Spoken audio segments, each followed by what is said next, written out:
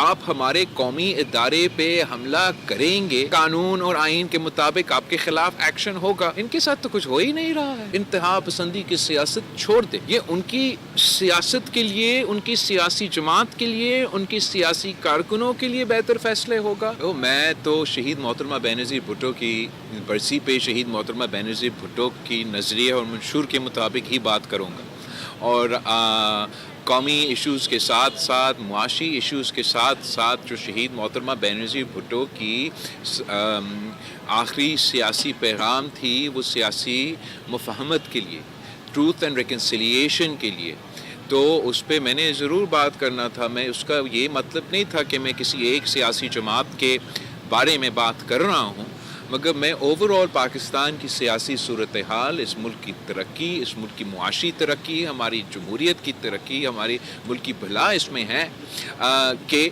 ہم پاکستان کی سیاست کو اس نتیجے میں لے کر آئیں۔ اس میں حکومتی جماعتیں، حکومت کے ساتھی والے جماعتیں کو بھی ایک کردار ادا کرنا پڑے گا، اور ساتھ ساتھ جو ہمارا اپوزیشن کی جماعتیں ہیں ان کو بھی ایک رسپانسبل کردار ادا کرنا پڑے گا۔ اگر سیاست انتہا پسندی کی سیاست کیا جائے گا تو پھر میرا خیال میں اس انتہا پسندی والی سیاست کے جواب میں جو سختی ہوتی ہے اس پہ شکایت نہیں ہونا چاہیے۔ انگریزی میں ایک کہاوت ہے، if you can't stand the heat, get out of the kitchen۔ اور اگر ایک طرف آپ کے لیڈر پہ ایک چھوٹی سی نیب کیس بننے پہ اور ایک چھوٹا سا گرفتاری کے رد عمل پہ آپ ہمارے قومی ادارے پہ حملہ کریں گے، پھر بعد میں آپ ایسے شکایت نہ کریں کہ قانون اور آئین کے مطابق آپ کے خلاف ایکشن ہوگا۔ کل میں نے کری خدا بخش میں پیپلز پارٹی کے جوالوں سے یہی سوال پوچھا، اور آپ سے بھی میں وہی سوال کرتا ہوں کہ یہ تو پی ٹی آئی کی بات ہو رہی ہے، رائٹ؟ آپ سوچیں کہ کوئی اور پیپلز پارٹی اگر یہ قدم اٹھاتی تو ہمارے ساتھ کیا حشر کیا جاتا۔ ان کے ساتھ تو کچھ ہو ہی نہیں رہا ہے۔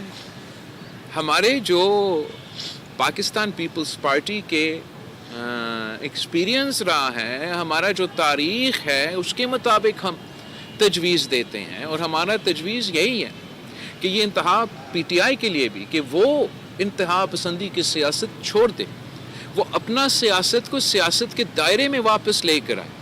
یہ ان کی سیاست کے لیے، ان کی سیاسی جماعت کے لیے، ان کی سیاسی کارکنوں کے لیے بہتر فیصلے ہوگا، اور اس کا اثر پورے ملک کی سیاست پہ بھی، پاکستان کی جمہوری سیاست پہ بھی مثبت ہوگا۔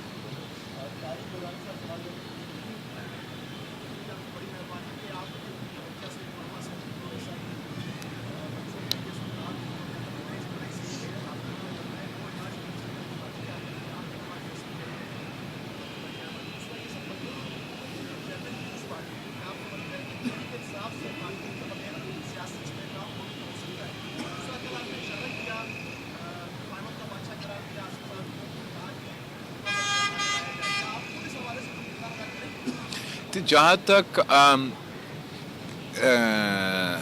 ہمارے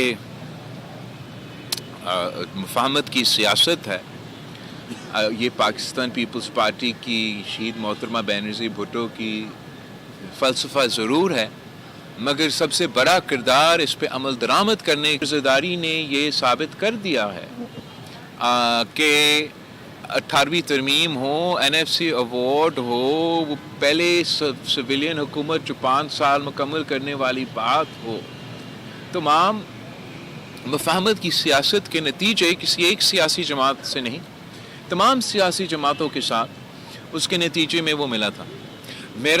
ہمارا الیکشن کے بعد پہلے دن سے اور کل تک اپنا تقریر میں یہی موقف رہا ہے، ہمارے جماعت کے اندر بھی میرا موقف یہی رہا ہے کہ صدر زرداری کو اپنا کردار ادا کرنا پڑے گا۔ صدر زرداری ہی کے پاس یہ نہ صرف تاریخ ہے مگر باقی تمام پاکستان کے عوام کا اعتماد ہے کہ صدر صاحب میں وہ صلاحیت ہے کہ وہ سیاسی جماعتوں اور سیاست میں وہ مفاہمت کا کردار ادا کر سکتا ہے۔ جو موجودہ حالات ہیں ان کا کوئی یونیک ڈائنامک ضرور ہے۔ ایک طرف سے پاکستان کے دونوں بارڈرز پہ حالات جو ہے وہ آپ کے سامنے ہیں. ایک طرف بھارت کے ساتھ جو ہوا, دوسری طرف جو افغانستان کے ساتھ حالات ہوتے جا رہے ہیں. اندرونی حالات دہشت گردی کے حوالے سے بھی آپ کے سامنے ہیں کہ کس تیزی کے ساتھ یہ دہشت گردی کی میں اضافہ ہو رہا ہے پاکستان کے اندر. ان صورتحال میں جو کردار ہمارا اپوزیشن جماعتوں کا ہے وہ سب سے اہم ہے. اگر انہوں نے ایک انتہا پسند تنظیم کی طرح کام کرنا ہے تو ریاست کا رویہ وہی ہوگا, اور باقی سیاسی جماعتوں کے لیے جو سپیس ہے ان سے انگیج کرنا وہی ہوگا. اگر ان کا رویہ کوئی سیاسی بنتا ہے تو پھر ان جماعتوں کے لیے شاید کوئی سیاسی گنجائش نکلے کہ وہ بھی ایسا کوئی سیاسی کردار ادا کر سکے جس سے ہم پاکستان میں جو سیاسی تقسیم ہے, پاکستان میں جو پولیٹیکل پولرائزیشن ہے, وہ کم کیا جا سکے. تو میرا ماننا یہ ہے کہ یہی طریقہ ہے آگے بڑھنا ہے, بڑھنے کے لیے. آج نہیں تو کل وہ صورتحال ہمیں بنانا پڑے گا, ورنہ نقصان ملک کا ہوگا, عوام کا ہوگا. ابھی تک شاید وہ حالات نہیں بنے, مگر ہم امید کر سکتے ہیں کہ آگے جا کے ویسے ہی حالات بنے.